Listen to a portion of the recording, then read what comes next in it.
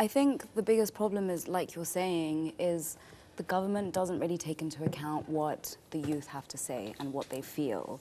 And obviously with unemployment being a huge issue in the country and people not necessarily being able to find jobs, and whilst there are jobs available, but the fact that people are not able to get these jobs unless they give certain favors, whether this be monetary, sexual in some cases.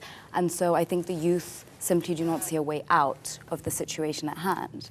So giving the youth a platform on which to stand and giving them the opportunity to have their voice be heard, I think is something that really needs to happen. Okay, Alois, do you agree with that? Because you are a student leader at the university, and part of the process is that the universities in the country are pretty much at the focal point of the young people in the country. They continue to churn out young people, yet the job market continues to shrink, continues to constrict, and they end up being unemployed or are jobless for that matter. The thinking in mind then psychologically is that the idle brain will be susceptible, will be vulnerable to all the ills, and this includes even going the extent of even subscribing to terror ideologies, including Al-Shabaab, which now taps into the energy of young people. They have a lawyer, they have a technician. One of the orchestrators of the 2015 Garissa University attack was a lawyer who graduated from the University of Nairobi. I mean, is the government not seeing all these problems, this ticking time bomb that they are sitting on?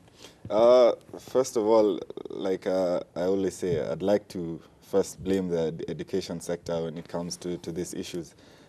If you look at in the developed countries and developed nations, you see that universities are actually at the focal point of shaping what kind of jobs are actually created out there. So not just equipping us with the necessary skills, but also shaping what kind of jobs that the job market is actually opening up for us as young people.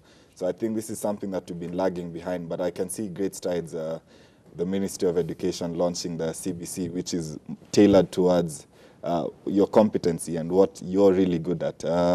Another thing is I would wish that at the university level, this is also reciprocated by having vocational training, so that despite, aside from you just getting your skills, for example, in communication like myself, that you also learn some vocational training, and if I don't get employed, then I'm able to start a business and not just employ myself, but other people also.